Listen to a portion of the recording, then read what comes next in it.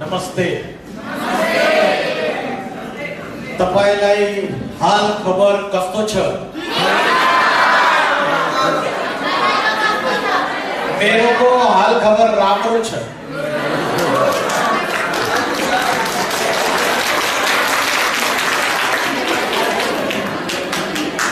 आज का जो टॉपिक है हमारा मॉडर्न साइंस वर्सेस साइलेंस।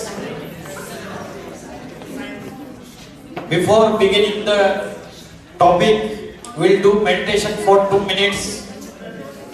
आपने सबने बचपन से मेडिटेशन किया रहेगा, लेकिन आपने जो मेडिटेशन किया उसमें जो मेथड आपने यूज की ध्यान करने की, उसमें कुछ चीजें गलत है। जैसे बचपन से आप जो मेडिटेशन किया, आंखें बंद करके किया या आंखें खुली रख के किया?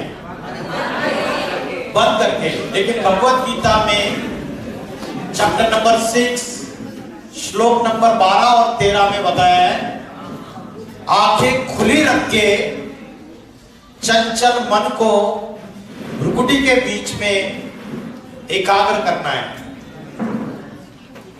शिव शंकर भोलेनाथ महादेव, उनके जितने चित्र, मूर्तियां और पोस्टर्स आपने देखे शिव शंकर भोलेनाथ के चित्र, तो उन मूर्तियों में वो डीप मेडिटेशन स्टेज में बैठे हुए, ध्यान मग्न अवस्था में।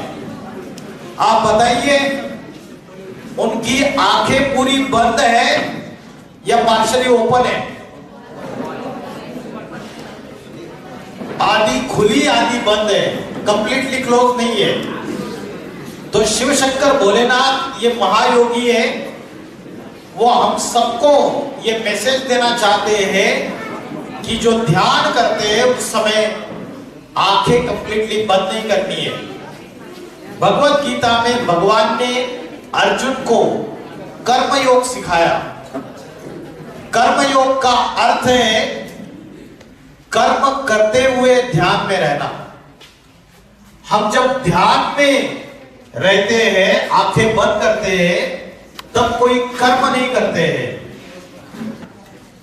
Doing meditation while performing actions, खाते पीते उठते बैठते चलते फिरते स्पर्श करते, कोई भी कर्म करते, अगर हम ध्यान में रहने का अभ्यास करें तो वो कर्म जो है वो श्रेष्ठ कर्म है। आज का टॉपिक स्टार्ट करने से पहले 2 मिनट के लिए मेडिटेशन करेंगे। हम सबको सीधे बैठना है, गर्दन सीधी, पीठ सीधी, कमर सीधी, सिर सीधा। आपको सभी को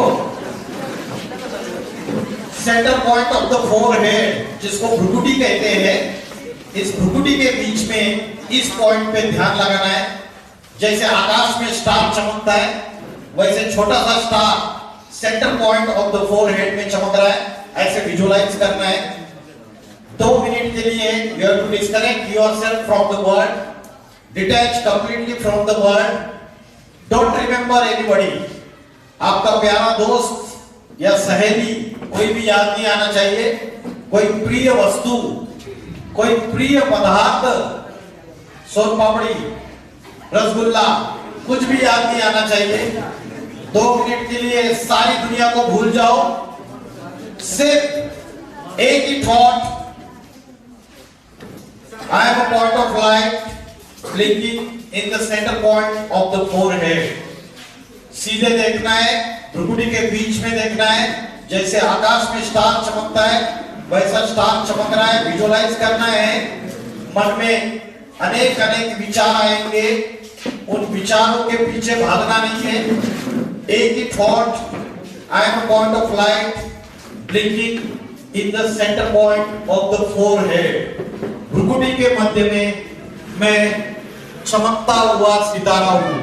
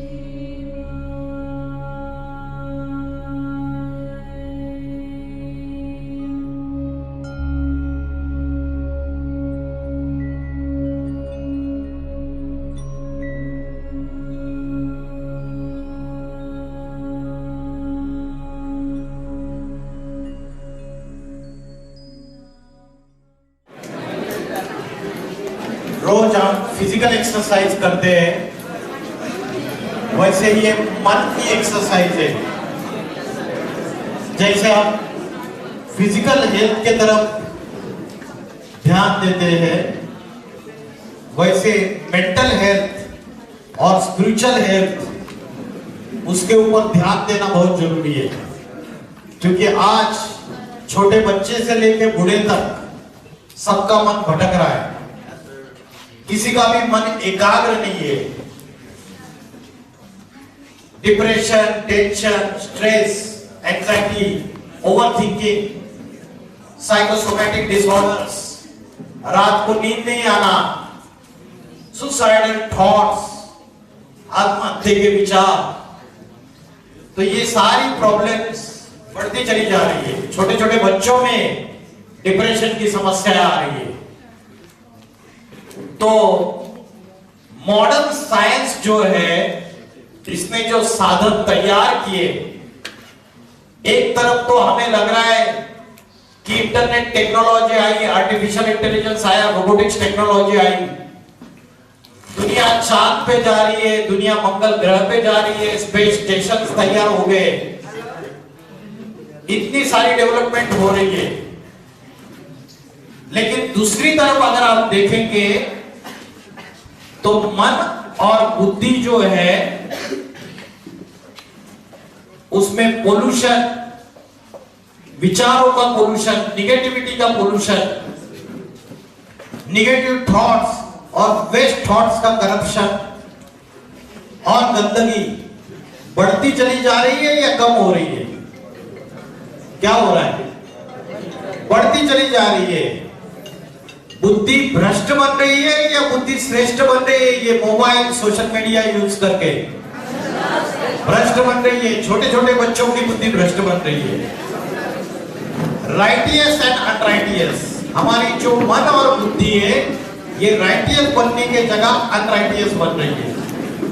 तो मॉडर्न साइंस की जो पावर है उससे भी पावरफुल है साइलेंस की पावर।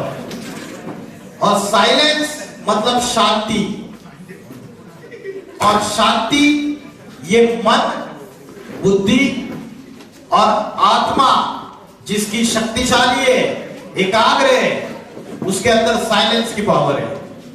जहां साइंस के साधन फेल हो जाते हैं वहां साइलेंस की पावर काम करती है। आपका नाम क्या है? अनिल। अनिल अनिल ने यहां पे घोड़ाघोड़ी मल्टीपल कैंपस से एजुकेशन लेके बाद में फर्दर स्टडीज के लिए वो अमेरिका चला गया। तो अनिल की मां यहां घोड़ाघोड़ी में बैठी हुई है, अनिल को याद कर ली है। तो वीडियो कॉलिंग ट्राई किया, जो सैटेलाइट के थ्रू आज वायरलेस कम्युनिकेशन हो रहा है। तो मोबाइल का नेटवर्क फेल है और वीडियो कॉलिंग से बात नहीं कर पा रही है। तो अनिल की मां घोड़ाघोड़ी में बैठे हुए अपने बच्चे को जो अमेरिका में, उसको याद करती है, सच्चे दिल से याद करती है। तो क्या पॉसिबल है कि आपको अमेरिका में बैठे हुए टचिंग हो सकती है? अपने मां ने अगर याद किया तो हो सकता है, नहीं हो सकता? हिचकी आती है और बोलते हैं मां ने याद किया होगा। अनिल अपने दोस्त को बोलेगा जरूर मेरी मां ने याद किया होगा। तो 7 समुद्र पार ये जो वेवलेंथ, ये जो विचारों के वाइब्रेशंस, ये जो ट्रांसफर हुए, जहां मोबाइल का वायरलेस कम्युनिकेशन फेल हो गया, मॉडर्न साइंस की टेक्नोलॉजी फेल हो गई, वहां अनिल की मां जो उसको सच्चे दिल से प्यार करती है, उसके वाइब्रेशन पहुंच जाते हैं। तो साइलेंस की पावर आज हम भूलते चले जा रहे हैं। मन जितना एकाग्र होगा उतना शांत होगा। आज मन अशांत इसलिए है क्योंकि मन की और बुद्धि की एकाग्रता नष्ट होती जा रही है। As per the study and survey, more than 90% of the youngsters, they are addicted and habituated to the means of science. ये मोबाइल, सोशल मीडिया, इसमें उनकी बुद्धि ऐसी फंसी हुई है कि उसके अधीन हो चुके हैं पूरी तरीके से। आज ये मोबाइल, इसके हम गुलाम बनते जा रहे हैं और साधना को भूल रहे हैं। मन को साधना, मन को एकाग्र करना है, इसको भूल रहे हैं और साधनों में बुद्धि हमारी फंसती जा रही है। तो मॉडर्न साइंस जो है, ये मॉडर्न साइंस कहीं ना कहीं मोरालिटी और एथिकल वैल्यूज का डिग्रेडेशन कर रहा है।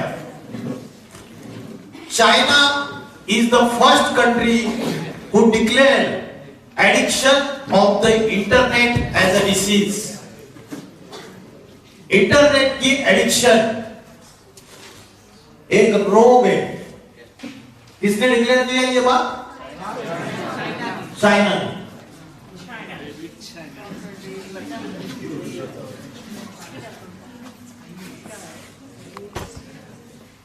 तो मॉडर्न साइंस जो है, आज हमारी माइंड और इंटेलेक्ट इसको डिस्ट्रॉय करती जा रही है। सवेरे से लेकर शाम तक, रात को सोते समय अगर हम अपनी चेकिंग करते हैं तो सवेरे से लेकर शाम तक निगेटिव थॉट्स, वेस्ट थॉट्स ज्यादा आते हैं या पॉजिटिव थॉट्स ज्यादा आते हैं? नेगेटिव और वेस्ट थॉट ज्यादा आते। गांधी जी के 3 बंदर थे, बुरा मत देखो, बुरा मत सुनो और बुरा मत बोलो। Hear no evil, talk no evil and see no evil। आज हम बुरा देखते हैं, बुरा कहते भी है और बुरा सुनते भी है, बुरा सोचते भी है। तो ये निगेटिविटी का जो कचरा है वो हमारे माइंड और इंटेलेक्ट में जमा होता जा रहा है।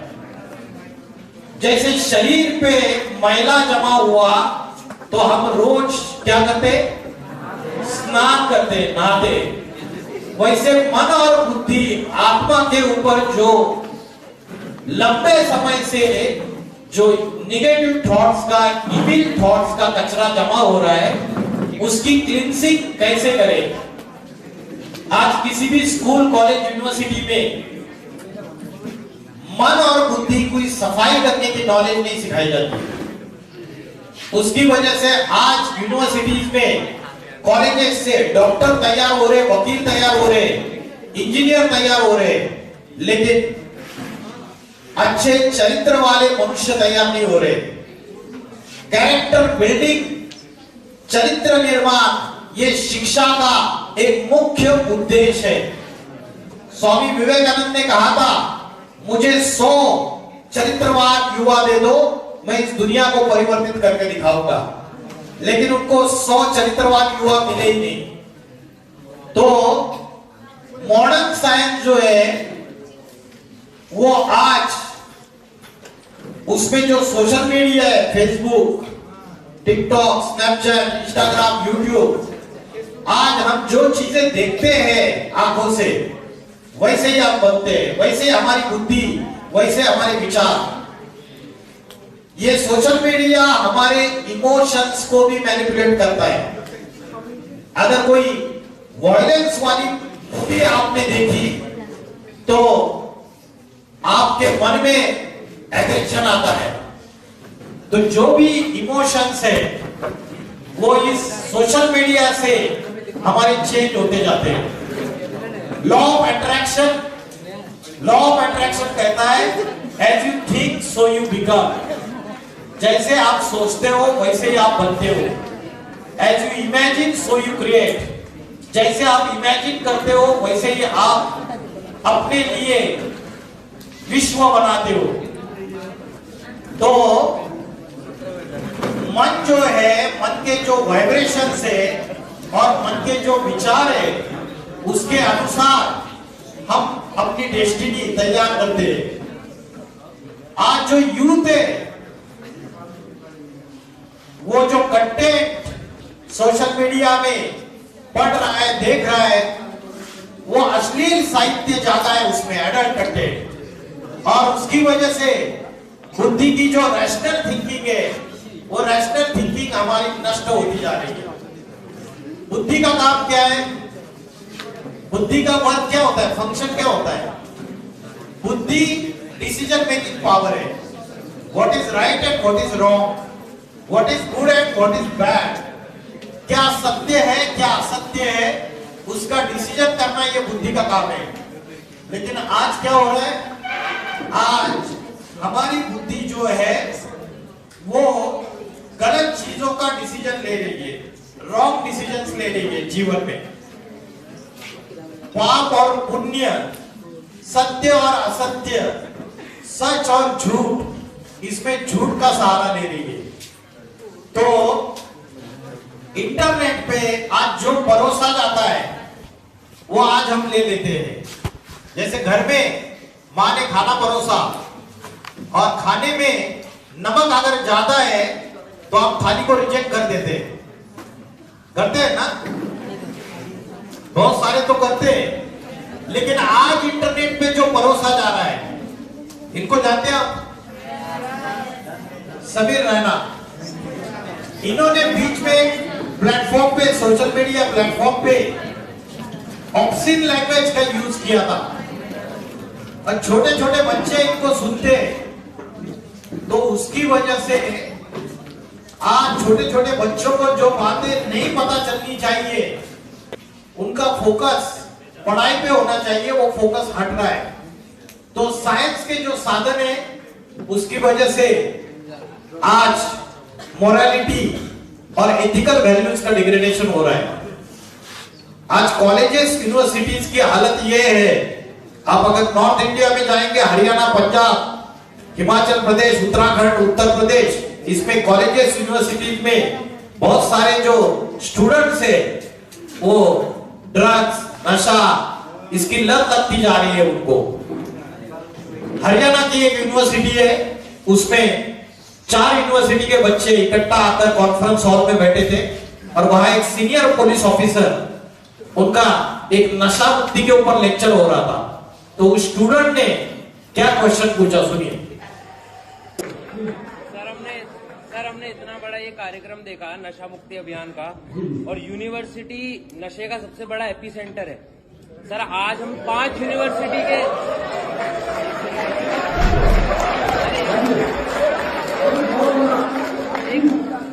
सर हम 5 यूनिवर्सिटी के बच्चे यहाँ पर, 4 यूनिवर्सिटी के बच्चे यहाँ पर बैठे हैं। आज गांजा मिलना या फिर कोई नशे की सामग्री मिलना, टॉफी, लॉलीपॉप जितना आसान है मिलना, तो एक फर्स्ट ईयर का या सेकंड ईयर का बच्चा गांजे के डीलर को ट्रेस कर सकता है या ट्रैक कर सकता है, तो पुलिस क्यों नहीं कर पाती? क्या पुलिस ही पीछे छूट रही है?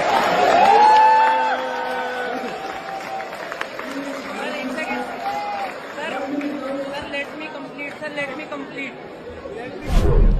सर मेरा जो मानना है, क्योंकि मैं भी सोसाइटी में रहता हूँ, यूनिवर्सिटी का स्टूडेंट हूँ सर, यहाँ सामने चौकी है और चौकी के सामने ही गांजा मिलता है, तो क्या आपको नहीं लगता?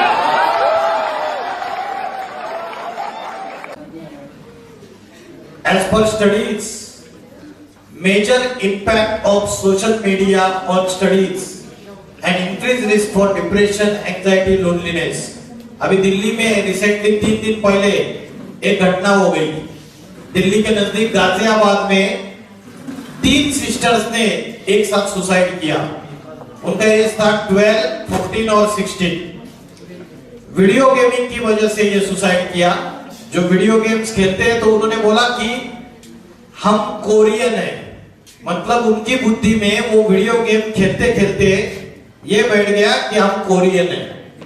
और उसमें वीडियो गेम्स में उस प्लेटफॉर्म पे जैसे इंस्ट्रक्शन दिए जाते थे वैसे ही वो करते थे। जब उनके हाथ से मोबाइल पेरेंट्स ने ले लिया वापस, तब उन्होंने सुसाइड कर लिया। तो ये इनका नाम है बेनेट फॉर्डी। बेनेट फॉर्डी एक गेम डेवलपर है और इन्होंने बहुत सारे गेम डेवलप किए, लेकिन जब उनका खुद का फोकस गेम खेलने की वजह से उनका बुद्धि का फोकस कम हो गया, तो उन्होंने खुद गेम खेलने से इनकार कर दिया।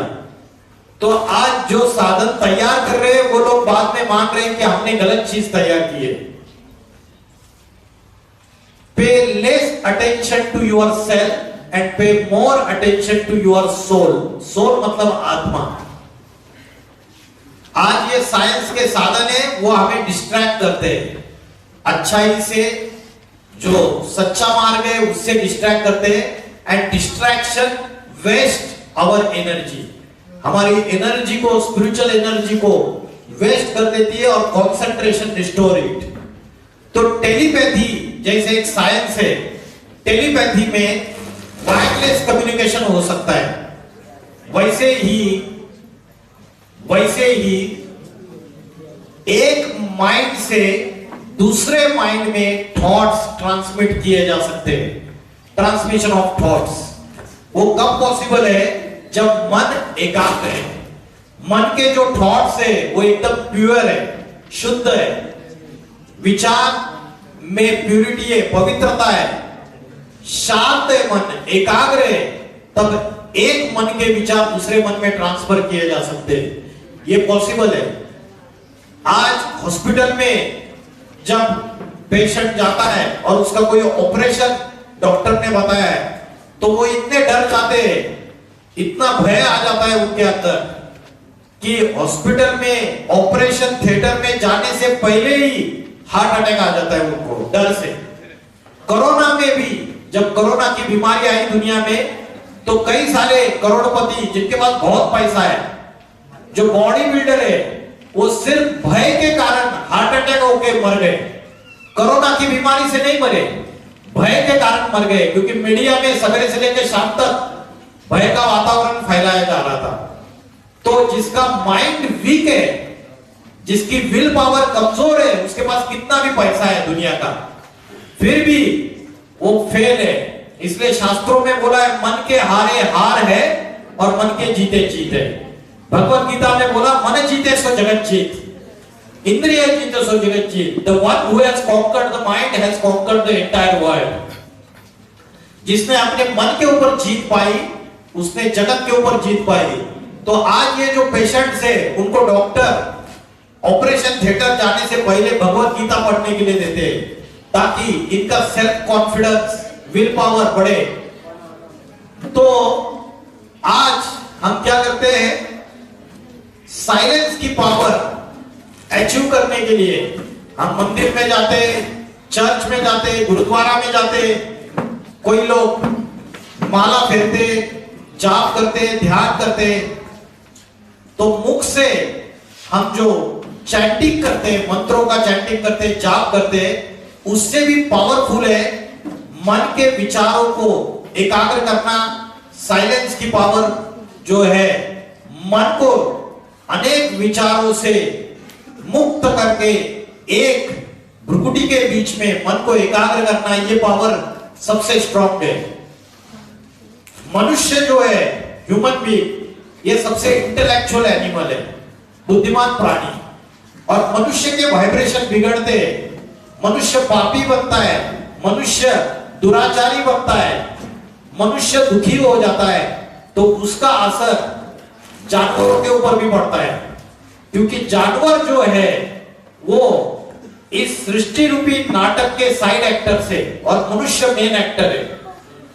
आप मुझे बताइए, जंगली कुत्ता है और एक पालतू कुत्ता है, टेम डॉग, इन दोनों में से कौन सा कुत्ता ज्यादा बीमार पड़ता है? पालतू कुत्ता। कारण क्या है? क्योंकि वो मनुष्य के वाइब्रेशन में रहता है, घर में रहता है, उसका मालिक का बच्चा, मालिक की पत्नी बीमार पड़ती है, तो उसके वाइब्रेशन का असर उस कुत्ते के ऊपर भी होता है। तो मनुष्य के वाइब्रेशन अगर प्योर हो जाए, मनुष्य के वाइब्रेशन अच्छे हो जाए, तो प्राणी, पशु, पक्षी और इस संसार में जितनी भी मनुष्य मात्र है या प्राणी मात्र है, पशु पक्षी है, सबके वाइब्रेशन अच्छे हो जाएंगे। मनुष्य अगर शांत हो जाए तो उससे सारी दुनिया में पीसफुल एनवायरनमेंट बनेगा। फेमस साइंटिस्ट निकोला टेस्ला, नाम सुना है? Nikola Tesla. निकोला टेस्ला कहते हैं कि मैंने जितने भी इन्वेंशन किए, जितनी भी साइंटिफिक थ्योरीज को इन्वेंट किया मैंने, तो मैंने साइलेंस की पावर का आधार ले लिया। बिना साइलेंस के, बिना मेडिटेशन के साइंस की इन्वेंशन बड़े बड़े साइंटिस्ट ने कर नहीं पाए। इसलिए साइलेंस की पावर ये सबसे मेन है। Without silence power science cannot be investigated. तो अल्बर्ट आइंस्टीन ने बोला, मैंने जितनी भी साइंटिफिक थ्योरीज का इन्वेस्टिगेशन किया, तो Bhagavad Gita is my inspiration and guide behind that. और निकोला टेस्ला ने कहा कि जन्म से ही हर एक व्यक्ति को एक गिफ्ट मिला हुआ है। वो गिफ्ट क्या है? गिफ्ट है बुद्धि, मेंटल पावर। और अगर हम हमारी बुद्धि को परमात्मा से कनेक्शन जोड़ते हैं, तो हमारे अंदर परमात्मा की सारी डिवाइन क्वालिटीज, प्रेम, आनंद, शांति, पवित्रता, ज्ञान, वो सारा आ जाएगा। ये निकोला टेस्ला, ये फेमस साइंटिस्ट कह रहा है। तो आज जो बड़े बड़े साइंटिस्ट हैं, इनको पता है कि अध्यात्म शक्ति जो है, जो आत्मा की शक्ति है, आत्मा के अंदर का ज्ञान है, ये सर्वोच्च ज्ञान है। भगवत गीता में बोला अध्यात्म विद्या विद्या नाम। अध्यात्म विद्या जो है सर्व विद्याओं में सर्वश्रेष्ठ विद्या है। मेडिकल साइंस की विद्या, वकील बनने की विद्या, इंजीनियर बनने की विद्या, ये सर्वश्रेष्ठ विद्या नहीं है। आध्यात्मिक शिक्षा ये सर्वश्रेष्ठ शिक्षा है। और आज हम आध्यात्मिक शिक्षा को भूल चुके हैं। आज हम गूगल सर्च इंजन में सारी दुनिया को ढूंढ लेते हैं, अमेरिका में क्या चल रहा है, कनाडा में क्या चल रहा है, यूरोप में क्या चल रहा है, लेकिन हम स्वयं की पहचान भूल चुके हैं, अपनी खुद की पहचान को भूल चुके हैं। What is my real identity and what is my permanent identity, ये हम भूल चुके हैं। आज हम अपनी आइडेंटिटी बताते हैं अपनी जाति के आधार से, अपने धर्म के आधार से। मैं हिंदू हूं, मैं मुस्लिम हूं, मैं क्रिश्चियन हूं, मैं बौद्ध हूं। हम अपनी आइडेंटिटी बताते हैं अपनी क्वालिफिकेशन के आधार से। मैं इंजीनियर हूं, मैं डॉक्टर हूं, मैं वकील हूं। हम अपनी आइडेंटिटी बताते हैं जातियों के आधार से, नेशनलिटी के आधार से। मैं नेपाली हूं, मैं अमेरिकन हूं, मैं इंडियन हूं। और उसी की वजह से आज सारे झगड़े चल रहे हैं, समाज में झगड़े चल रहे हैं, जातियों के बीच में झगड़े चल रहे हैं, धर्मों के बीच में झगड़े चल रहे हैं, देशों के बीच में झगड़े चल रहे हैं। और कलयुग में दुख, अशांति, भ्रष्टाचार, व्यभिचार, अत्याचार, आतंकवाद सब कुछ बढ़ता चला जा रहा है। उसका मूल कारण है हम अपनी पहचान भूल गए। शिव शंकर भोलेनाथ ने भी, महादेव ने हनुमान जी को यह प्रश्न पूछा, कौन हो तुम? और हनुमान जी ने क्या जवाब दिया? कौन हो तुम? मैं हनुमान। तुम्हारा नाम नहीं पूछा, तुम कौन हो? अंजनी सुत, केसरी नंदन, पवन पुत्र। तुम्हारा वंश नहीं पूछा, तुम कौन? वानर। तुम्हारी जाति नहीं पूछी हनुमान, तुम कौन?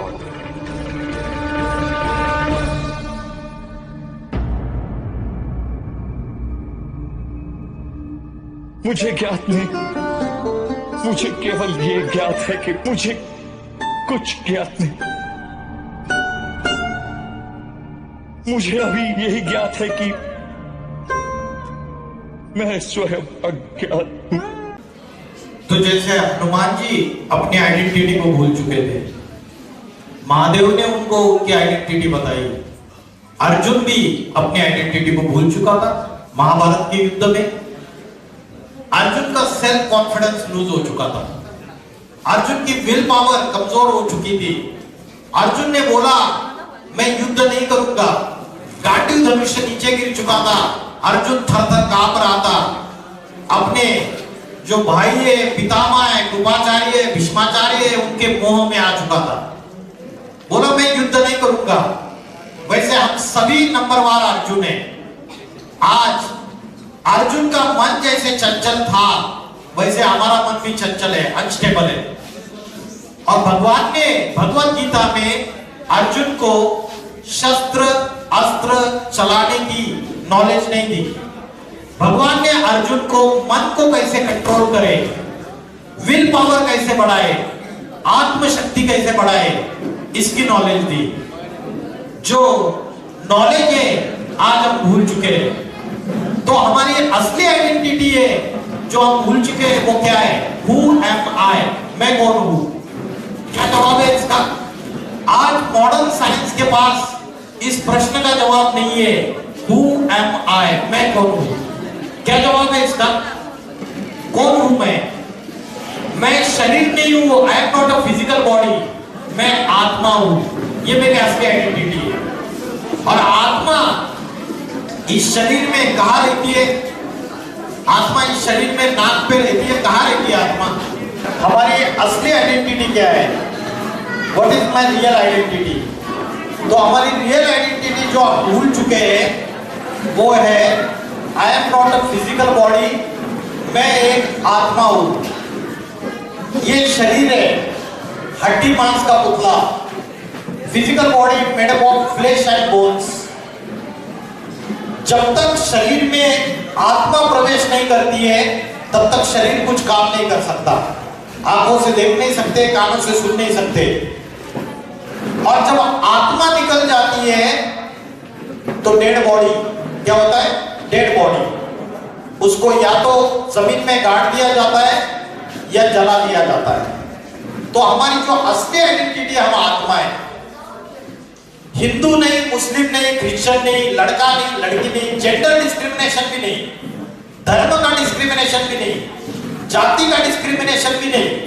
भगवत गीता में कभी जाति धर्म इनका ध्यान नहीं दिया। भगवत गीता में सिर्फ आत्मा की नॉलेज दी। शरीर विनाशी है और आत्मा जो है वो अजर अमर अविनाशी है। शरीर मरता है, आत्मा कभी मरती नहीं है। जैसे हमारे कपड़े जीर्ण हो जाते, पुराने हो जाते तो हम नए कपड़े पहनते, वैसे आत्मा एक शरीर रूपी वस्त्र जो है, शरीर पुराना हो जाता है तो उसको त्याग देता है और नया शरीर धारण कर लेता है। आत्मा कभी मरती नहीं है। आत्मा को ना शस्त्र काट सकते, ना आत्मा को अग्नि जला सकता है, ना वायु सुखा सकता है, ना जल भिगो सकता है। आत्मा का ध्यान कैसे करें और आत्मा की शक्ति कैसे जागृत करें? अभी हमारी सारी बुद्धि, हमारा मन हमारे शरीर की इंद्रियों में फंस गया। आंख, नाक, कान, हाथ, पैर, मूत्रद्वार, मलद्वार, ये सारी 10 इंद्रियां है शरीर की। हमारी बुद्धि शरीर में फंस गई और हम आत्मा को भूल गए पूरी तरीके से। तो आत्मा का ध्यान कैसे करना है?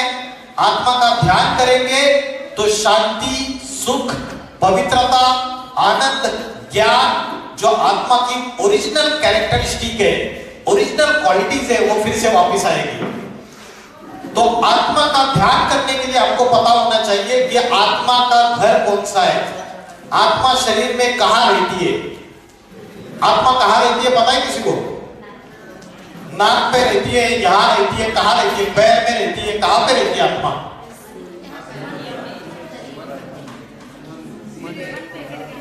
आत्मा भ्रुकुटी के बीच में यहां रहती है। और इसका प्रूफ क्या है? आत्मा यहां रहती है, इसका प्रूफ है कि हमारी माताएं बहनें यहां बिंदी लगाती है और पुरुष लोग यहां पे टीका लगाते हैं। यहां पे बिंदी क्यों लगाते हैं? यहां पे नाक पे क्यों नहीं लगाते? क्योंकि आत्मा यहां रहती है। ऋषि मुनियों ने हजारों साल पहले ये परंपरा शुरुआत की, क्योंकि ऋषि मुनियों को यह बात पता थी कि आत्मा भ्रुकुटी के बीच में रहती है। भगवत गीता में भी ये बात लिखी हुई है, भ्रूर मध्य प्राण आवेश सम्यगा, भ्रुकुटी के मध्य में प्राण शक्ति स्थित है। लेकिन आज हम लोग भगवत गीता में क्या लिखा है इसको तो भूल ही गए। हमको किसी को ज्ञान ही नहीं है भगवत गीता में क्या लिखा है। तो आत्मा जो है वो भ्रुकुटी के मध्य में यहां पे स्थित है। आत्मा का ध्यान करने के लिए हमें भ्रुकुटी के मध्य में, जैसे आकाश में एक स्टार चमकता है, पॉइंट ऑफ लाइट, वैसा स्टार यहां चमक रहा है। तो आत्मा का ध्यान कैसे करना है मैंने आपको बताया। आत्मा का ध्यान करने का अच्छा समय कौन सा है, पता है किसी को? कौन सा अच्छा समय है आत्मा का ध्यान करने का? सुबह सूरज उगने से पहले ब्रह्म मुहूर्त का समय। ब्रह्म मुहूर्त के समय 4 बजे उठ जाइए। 4 बजे उठ के अगर आप अपने मन के अनेक विचारों को भ्रुकुटी के बीच में एकाग्र करते हो, जैसे साइंस में हमने एक एक्सपेरिमेंट किया था। अब कौन से साइंस के स्टूडेंट्स हो या कॉमर्स के? आपको पता है स्कूल में कभी ये एक्सपेरिमेंट सुना है? एक कॉन्वेक्स लेंस, उसको सूरज की जो किरणें हैं उसको पकड़ा बीच में और नीचे एक पेपर रख दिया, तो वो सारे सनरेज उसके ऊपर कॉन्सेंट्रेट हो जाते और जो पेपर है वो जल जाता है। और वो लेंस अगर हटा दिया तो पेपर जलता नहीं है। तो वो सारे सनरेज जब एक पॉइंट पे कॉन्सेंट्रेट होते हैं लेंस की वजह से, उसकी वजह से उसकी पावर बढ़ जाती है। वैसे ही मन में अनेक विचार जो आ रहे हैं, उन थॉट्स को हमने एक पॉइंट ऑफ लाइट पे कॉन्सेंट्रेट अगर कर लिया तो हमारे मन की शक्ति, विल पावर, आत्मशक्ति बढ़ जाएगी। आज आत्मशक्ति कमजोर होने की वजह से बहुत इंटेलेक्चुअल अच्छे अच्छे बच्चे सुसाइड कर रहे हैं, आत्महत्या कर रहे हैं, क्योंकि आत्मशक्ति, आत्मज्ञान कमजोर हो चुका है। तो जैसे मोटर गाड़ी है, कार है, कार का भोजन अलग है और ड्राइवर का भोजन अलग है। इन द सिमिलर मैनर शरीर ये गाड़ी है और आत्मा ये ड्राइवर है। शरीर का भोजन अलग है और आत्मा का भोजन अलग है। इस बात को हम भूल गए। शरीर का भोजन तो दिन में 3 टाइम खाते हैं, लेकिन आत्मा का भोजन क्या है हमें पता ही नहीं है। आत्मा की शक्ति बढ़ाने के लिए आत्मा का भोजन लेना जरूरी है। तो आत्मा का भोजन क्या है, कौन बताएगा? क्या बताए? मेडिटेशन। मेडिटेशन मतलब ही ध्यान, उसको कहते हैं योग। और दूसरा भोजन है आध्यात्मिक ज्ञान, स्पिरिचुअल नॉलेज। ज्ञान और ध्यान, यह आत्मा का भोजन है। आज स्पिरिचुअल नॉलेज से हम कोसों दूर चले गए। सवेरे से लेकर रात तक मोबाइल में रील देखते हैं। कभी अच्छे ज्ञान की बातें देखते हैं, सुनते हैं? हम नहीं सुनते। दिन भर निगेटिविटी हमारे बुद्धि में चली जाती है। तो दिन में 24 घंटे में 1 घंटा अगर हम स्पिरिचुअल नॉलेज सुनेंगे, जैसे नहाने से शरीर का मैला चला जाता है, वैसे ज्ञान जल अपने बुद्धि में लेने से हमारे मन के अंदर जो निगेटिव विचारों का कचरा है वो खत्म हो जाता है। निगेटिव थॉट्स भाग जाएंगे अगर रोज आप अच्छी अच्छी बातें सुनेंगे। रोज 1 घंटा आपको आध्यात्मिक ज्ञान सुनना चाहिए। यूट्यूब में, इंस्टाग्राम में, फेसबुक में अवेलेबल है अच्छी चीजें भी, आपको ढूंढना पड़ेगा। दूसरी चीज है योग। योग मतलब मेडिटेशन। योग इस शब्द का लिटरल मीनिंग है योग मतलब जोड़ना, कनेक्शन। किसको किससे जोड़ना? आत्मा को परमात्मा से जोड़ना। आत्मा की 3 शक्तियां है, मन, बुद्धि और संस्कार। और वेदों में लिखा है मनरेव आत्मा, मन बुद्धि ही आत्मा है। तो इस आत्मा का ध्यान करते हुए उसको परमात्मा से जोड़ना, परमात्मा का स्मरण करना, ये योग है। आज इस योग को हम भूल चुके। आज हम योगासन और प्राणायाम को योग समझ के बैठे। योगासन और प्राणायाम ये प्राचीन राजयोग नहीं है जो भगवान ने अर्जुन को सिखाया। योगासन और प्राणायाम सिर्फ शरीर स्वस्थ रखने के लिए, फिजिकल हेल्थ के लिए, स्पिरिचुअल हेल्थ और मेंटल हेल्थ के लिए जो योग है भारत का प्राचीन राजयोग, उसका असली अर्थ हम भूल चुके हैं। आप सभी लोग मेरे पीछे बोलेंगे राजयोग का मतलब है, बोलिए, चंचल मन को भ्रुकुटी के बीच में आत्मा में एकाग्र करते हुए परमात्मा से कनेक्शन जोड़ना, बस। तो योग मतलब कनेक्शन, आत्मा का परमात्मा से कनेक्शन, क्योंकि परमात्मा के अंदर दिव्य शक्ति है, डिवाइन क्वालिटीज है, दैवी गुण है, और हमारे अंदर आज दैवी गुण है या राक्षसी प्रवृत्ति है? क्या है हमारे अंदर? हमारे अंदर दैवी गुण ज्यादा है, देवता के गुण ज्यादा है, या राक्षसी प्रवृत्तियां ज्यादा है?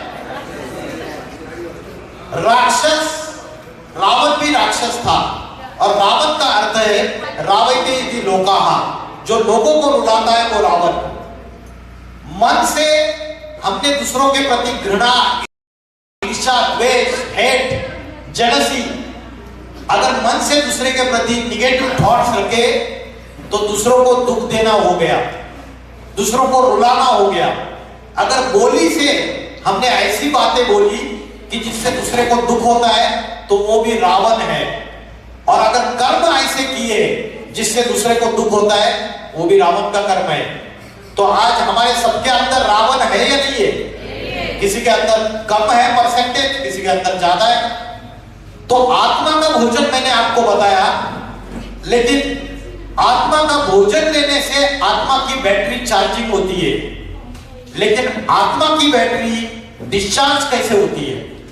ऐसा क्या है जिसकी वजह से आत्मा की शक्ति कमजोर होती है? पता है आपको? जिसकी वजह से आत्मा की शक्ति कमजोर होती है उसको बोला है आत्मा के शत्रु, उसको बोला है विकार, उसको बोला है 5 राक्षस है। कलयुग में कली राक्षस सबके अंदर प्रवेश कर चुका है। वो 5 राक्षस, वो 5 आत्मा के शत्रु है, जिसकी वजह से आत्मा की शक्ति कमजोर होती है, बैटरी डिस्चार्ज होती है। वो 5 राक्षस कौन से हैं पता?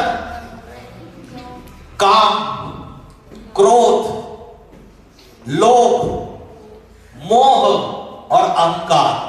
सुना था आपने? कभी नहीं सुना? काम, क्रोध, लोभ मतलब लालच, मोह और अहंकार, ये आत्मा के 5 शत्रु है। काम का अर्थ क्या है?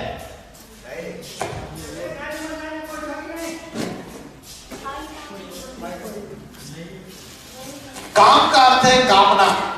कामना मतलब इच्छा, डिजायर, और कामनाओं में, इच्छाओं में सबसे स्ट्रॉन्गेस्ट डिजायर है जिसको कंट्रोल नहीं किया जा सकता, वो है लस्ट, विषय वासना, सेक्सुअल डिजायर। तो काम, अगर इच्छा पूरी नहीं होती है तो क्रोध आता है व्यक्ति को, और जब क्रोध आता है तो अपने घर के बर्तन फेंकना चालू कर देता है, अपना फर्नीचर तोड़ना घर का चालू कर देता है। गुस्सा आता है यहाँ सबको? कोई है यहाँ जिसको गुस्सा नहीं आता है? आप तो फिर खड़े रहे। मुझे लगा आपको गुस्सा नहीं आता है, आप मुझे लगा देवता बन गए। तो क्रोध, और उसके बाद है लालच, लोभ। लालच का अर्थ क्या है पता है? लालच मतलब मेरी थाली में जो खाना परोसा है वो तो खाऊंगा, लेकिन आपकी थाली में जो परोसा है उसको छीन के खाऊंगा, ये लालच है। मेरे पास एक दुकान है, एक मकान है, एक गाड़ी है, लेकिन मैं दूसरों की गाड़ी, दूसरों का दुकान, दूसरों का मकान सब कुछ छीन के अपने पास ले लूंगा। इसको बोलते हैं लालच। काम, क्रोध, लोभ, मोह। मोह मतलब लगाव, अटैचमेंट, और 5वां है अहंकार, घमंड। किसी को अपनी बुद्धि का घमंड रहता है, मैं बड़ा टैलेंटेड हूं, मैं बड़ा होशियार हूं। किसी को अपनी सुंदरता का घमंड रहता है, मैं बड़ी सुंदर हूं। किसी को अपनी बॉडी का घमंड रहता है, मैं बड़ा पहलवान हूं। किसी को अपने धन का, अपने परिवार का घमंड रहता है। किसी को अहंकार रहता है, जैसे रशिया है, अमेरिका है, नॉर्थ कोरिया है, उसका जो प्रेसिडेंट है उनको किस चीज का अहंकार है? पावर का, कि मेरे पास न्यूक्लियर वेपन्स है, और मैं सारी दुनिया को उड़ा दूंगा, सबको कंट्रोल में रख दूंगा। हमारे पास एटम बम है, परमाणु बम है। तो काम, क्रोध, लोभ, मोह, अहंकार, ये 5 आत्मा के शत्रु है, जिसकी वजह से आत्मा की बैटरी डिस्चार्ज होती है। और हर एक के अंदर ये है, परसेंटेज अलग अलग होगा, किसी में ज्यादा होगा, किसी में कम होगा, लेकिन सबके अंदर ये है। तो काम, क्रोध, लोभ, मोह, अहंकार, इन 5 विकारों को, इन 5 राक्षसों को कैसे भगाना है, उसको भगाने के लिए रोज 1 घंटा आध्यात्मिक ज्ञान सुनना है, स्पिरिचुअल नॉलेज। और रोज आधा घंटा सवेरे 4 बजे उठकर आपको मेडिटेशन करना है। भ्रुकुटी के बीच में आत्मा का ध्यान करना है, मन को एकाग्र करना है, परमात्मा का स्मरण करना है। तो बैटरी की चार्जिंग और बैटरी की डिस्चार्ज कैसे होता है, मैंने आपको बताया। आत्मा समझ के परमात्मा को याद करना है, लेकिन परमात्मा को तो देखा ही नहीं है, उसको याद कैसे करेंगे? हम तो मंदिर में पत्थर की मूर्ति के रूप में पूजा करते हैं, लेकिन प्रैक्टिकल तो देखा नहीं है इन आंखों से, दर्शन तो लिया नहीं है, उसको याद कैसे करेंगे? बच्चा अमेरिका चला गया तो माँ बच्चे को याद करती है, तो बच्चे को देखा है तब याद करती है। बच्चे को याद करने के लिए माँ को आंखें बंद करके बैठना पड़ता है क्या? बच्चे को याद करने के लिए माँ को बच्चे का फोटो एल्बम में से ढूंढ के या मोबाइल में से ढूंढ के देख के याद करना पड़ता है क्या? नहीं। लेकिन आज भगवान को कैसे याद कर रहे?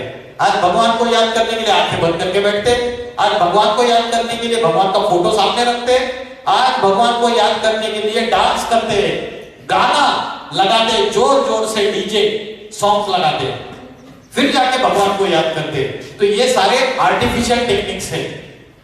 जिसकी सच्ची प्रीत है, परमात्मा से सच्ची मोहब्बत है, उस स्वतः ही याद आता है। तो भगवान को याद तब कर सकते हैं अच्छे से, सहज तरीके से, जब भगवान स्वयं आएगा धरती पर, अवतार लेगा। तो उसका आने का समय कौन सा है, कब आता है वो इस धरती पर? 4 युग है। कौन से 4 युग है पता है आपको? सतयुग, त्रेता युग, द्वापर युग और कलयुग। सतयुग है गोल्डन एज, त्रेता युग है सिल्वर एज, द्वापर युग है कॉपर एज, तांबे का युग, और कलयुग है आयरन एज, लोहे का युग। सोने की वैल्यू ज्यादा रहती है, क्योंकि सतयुग में आत्मा शक्तिशाली रहती है, आत्मा के अंदर दैवी गुण रहते, देवता के गुण रहते, डिवाइन क्वालिटीज रहते। त्रेता युग में चांदी की वैल्यू सोने से कम हो जाती है, आत्मा की शक्ति थोड़ी कमजोर हो जाती है। द्वापर युग में तांबे की वैल्यू चांदी से भी कम हो जाती है। द्वापर युग में आत्मा और कमजोर हो जाती है, क्योंकि आत्मा जन्म मरण के चक्र में आती है। जैसे मोबाइल यूज किया तो मोबाइल की बैटरी डिस्चार्ज हो जाती है, वैसे आत्मा बर्थ एंड डेथ के साइकिल में आती है, तो उसकी शक्ति कमजोर हो जाती है और 5 विकारों में फंस जाती है, काम, क्रोध, लोभ, मोह, अहंकार। आज दुनिया में जितने क्राइम हो रहे हैं, उस क्राइम का मूल कारण है या तो लस्ट, या तो एंगर, या तो ग्रीड, या तो अटैचमेंट, या तो ईगो। ये मूल कारण है। जितने भी क्राइम हो रहे हैं, जितना भी पापाचार हो रहा है, जितने भी युद्ध है, जितने भी झगड़े हैं दुनिया में, उसका मूल कारण ये 5 विकार है, काम, क्रोध, लोभ, मोह, अहंकार। तो भगवान का आने का समय कौन सा है इस दुनिया में? कब? इस दुनिया में पापी कलयुग को बदलकर पावन सतयुग में परिवर्तित करता है, क्योंकि सतयुग है सत्य का युग और कलयुग है झूठ का युग। सतयुग है राम राज्य, सतयुग है स्वर्ग की दुनिया। मुस्लिम लोग उसको बोलते हैं जन्नत, क्रिश्चियन लोग उसको बोलते हैं पैराडाइज या हेवन। तो अभी जो समय चल रहा है वो युग परिवर्तन का समय चल रहा है। जैसे रात्रि के बाद दिन होता है, वैसे पापी कलयुग के बाद पावन सतयुग होता है। और भगवान का आने का समय भगवत गीता में बताया है, जब धर्म की ग्लानि होती है, यदा यदा ही धर्मस्य ग्लानिर्भवति भारत, जब धर्म की ग्लानि होती है, अधर्म का बोलबाला होता है, तब दुर्जनों का विनाश करने के लिए और सज्जनों की रक्षा करने के लिए मैं आता हूं। तो अभी क्या उसकी जरूरत नहीं है क्या इस दुनिया में? अभी तो दुनिया में देश आपस में लड़ रहे, धर्म आपस में लड़ रहे, जाति आपस में लड़ रहे, हिंसा बढ़ती चली जा रही है, अराजकता बढ़ती चली जा रही है समाज में। तो ऐसे समय ईश्वर इस धरती पर आकर आध्यात्मिक शिक्षा, राजयोग की शिक्षा देना जरूरी है। ये राजयोग की शिक्षा क्या है? ये चित्र आपको दिखाई दे रहा है। ये व्यक्ति सवेरे ब्रह्म मुहूर्त के समय उठकर आत्मा का ध्यान कर रहा है और परमात्मा का स्मरण कर रहा है। जिस आसन पे बैठा है वो आसन 4 पिलर्स के ऊपर आधारित है। पहला पिलर है ब्रह्मचर्य। ब्रह्मचर्य मतलब self control, control on your mind, control on your speech and control on your actions. पवित्र मन, पवित्र बुद्धि, पवित्र बोली और पवित्र कर्म, ये ब्रह्मचर्य है। तो आज क्या हो गया? आज कर्म भी अपवित्र हो गए। आज शराब पीने में, नशे में लोग धुते, निगेटिविटी में, गलत कर्मों में सब पड़े हुए। तो ब्रह्मचर्य ये राजयोग की शिक्षा का पहला पिलर है। दूसरा पिलर है शुद्ध अन्न। जैसे खाओगे अन्न वैसे बनेगा मन, जैसे पियोगे पानी वैसे होगी वाणी। अन्न का मन से कनेक्शन है। आप साइंस का स्टडी करते हो, अलग अलग इलेक्ट्रोमैग्नेटिक वेव्स होते हैं, स्मॉल पार्टिकल्स होते हैं जो आंखों से नहीं दिखते, एटम्स, मॉलिक्यूल्स। इसी प्रकार से आत्मा होती है और हमारे सबके मन से वाइब्रेशन निकलते हैं। वाइब्रेशन निकल रहे हैं नहीं निकल रहे? समझो क्लासरूम में 30-40 बच्चे हैं और एक कोई लड़की है, वो बहुत उदास है, बहुत दुखी है, बहुत दुखी है, घर में कोई प्रॉब्लम हो गया, बहुत दुखी है। तो वो दुखी रहेगी तो उसके वाइब्रेशन आजू बाजू में फैलेंगे और सब लोगों का मूड ऑफ हो जाएगा, सैड हो जाएगा। तो पॉजिटिव वाइब्रेशन का भी असर पड़ता है, निगेटिव वाइब्रेशन का भी असर पड़ता है एक दूसरे के ऊपर। तो राजयोग की जो शिक्षा है, बोलते हैं जैसे अन्न वैसे मन।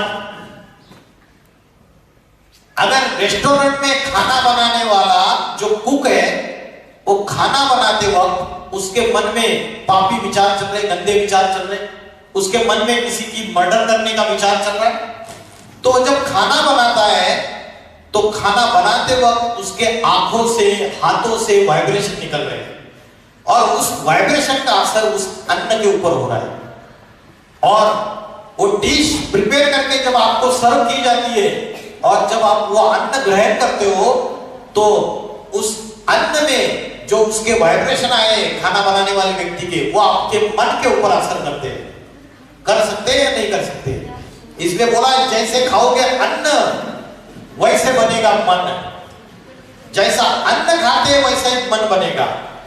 अगर हम नॉनवेज खा रहे हैं, समझो जो एनिमल है, प्राणी है, उसकी हत्या हो रही है, वो तड़प तड़प के मर रहा है, उसको भी इमोशंस है, उसको भी दुख होता है, उसको भी भावनाएं है, उसको भी फीलिंग्स है। तो उस वाइब्रेशन का असर हमारे मन के ऊपर भी जरूर पड़ेगा। तो अन्न का मन से कनेक्शन है। आध्यात्मिक शक्ति अगर बढ़ानी है तो भगवत गीता में भोजन, ये सात्विक भोजन होना चाहिए। परमात्मा की याद में शांत चित्त से घर में अगर माँ खाना बनाती है तो उस भोजन से हमारा मन भी शुद्ध बनेगा, पवित्र बनेगा। तीसरा है दैवी गुण। दैवी गुण क्या क्या है? बचपन से हम सुनते आए, सत्य, झूठ नहीं बोलना, अहिंसा, क्रोध न करना, दूसरों के दोष न देखना, दया, क्षमा, शांति, धैर्य मतलब पेशेंस, संयम, ये सारे दैवी गुण है। सहनशीलता ये दैवी गुण है। आज सहन शक्ति है क्या हमारे अंदर? टीचर कुछ बोल देंगे तो हम रोना चालू कर देते। घर में कोई बड़ा व्यक्ति हमें कुछ बोल देता है हमारे अच्छे के लिए तो आज हम सहन नहीं कर पाते।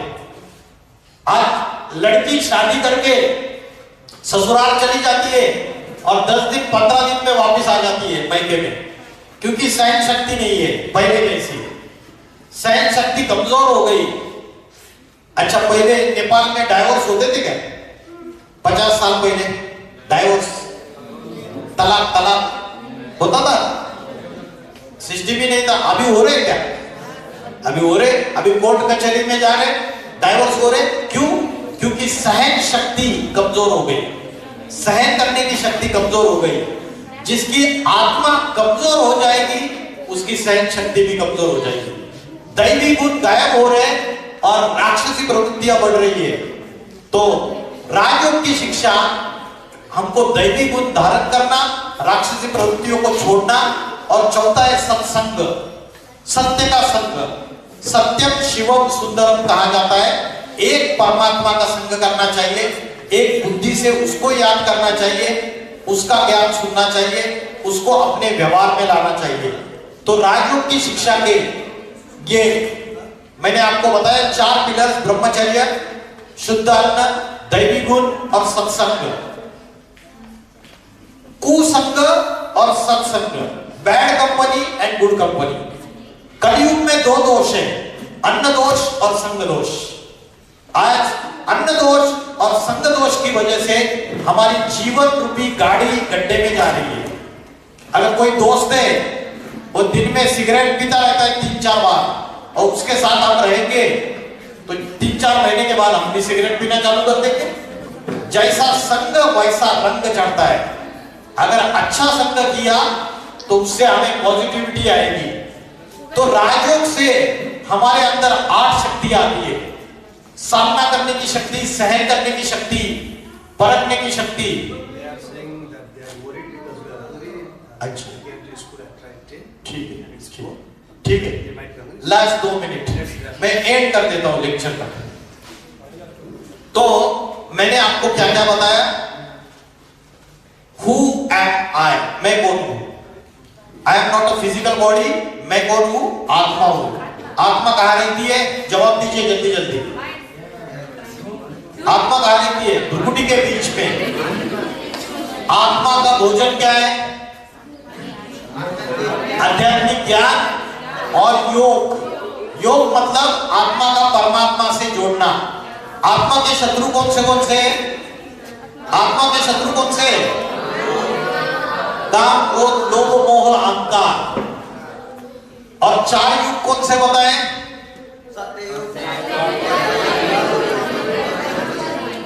कलयुग के बाद कौन सा युग आता है? और अभी जो समय चल रहा है वो युग परिवर्तन का समय चल रहा है। क्योंकि अभी सारी दुनिया तीसरे विश्व युद्ध, 3rd वर्ल्ड वॉर की कगार पे खड़ी है। अगर 3rd वर्ल्ड वॉर होगा तो सारी सृष्टि में न्यूक्लियर बॉम्ब का विस्फोट हो जाएगा। और न्यूक्लियर बॉम्ब का विस्फोट होगा, एनवायरमेंटल डिग्रेडेशन होगा, जलवायु परिवर्तन होगा, भूकंप आएगा, ज्वालामुखी आएंगे, महासुनामी आएंगे, हिंदू मुस्लिम गृह युद्ध होगा। उसकी वजह से सारी दुनिया अभी विनाश के कगार पे जाके खड़ी हुई है। ऐसा समय चल रहा है। तो 3rd वर्ल्ड वॉर हुआ तो ऐसा समय आएगा।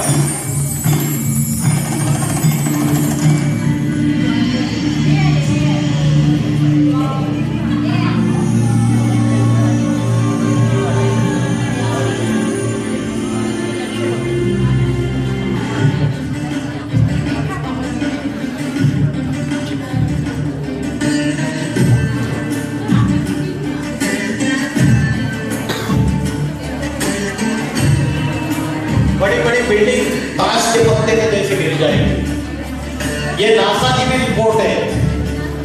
बड़े बड़े जो साइंटिस्ट हैं उन्होंने भी ये कहा है कि दुनिया जो है विनाश की तरफ अग्रसर है।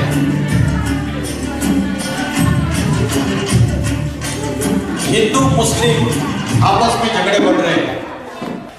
तो 3rd वर्ल्ड वॉर हुआ तो ऐसा समय आएगा। तो कलयुग जो है वो काम, क्रोध, लोभ, मोह, अहंकार, इसकी विनाश के ज्वालाओं में जल रहा है। और अभी ये जो समय चल रहा है, परिवर्तन का समय चल रहा है। उत्तर भारत से, नॉर्थ इंडिया से एक महापुरुष का अवतार हो चुका है, जो योगियों का योगी है, जो आत्मा और परमात्मा के रहस्य उन्होंने प्रकट किए हैं। और बड़े बड़े भविष्यकारों ने भविष्यवाणियां की है कि अभी ये जो समय चल रहा है वो समय युग परिवर्तन का समय है। आने वाले 10 सालों में अनेक धर्मों का, अनेक जातियों का, अनेक भाषाओं का विनाश और एक धर्म, एक जाति, एक भाषा, सत्य सनातन देवी देवता धर्म की पुनर्स्थापना पापी कलयुग का अंत और पावन सतयुग की शुरुआत। तो ये परिवर्तन का समय है। हमें नकारात्मक चीजों को हटा के, निगेटिविटी को हटा के आत्मा का ध्यान करना चाहिए, योग करना चाहिए, आध्यात्मिक शिक्षा लेनी चाहिए, राजयोग की शिक्षा लेनी चाहिए। तब हमारे आचरण में परिवर्तन होगा और आने वाले समय में लक्ष्मी नारायण का राज्य आएगा। इतना बोलकर मैं रुकता हूं। ओम नमः शिवाय।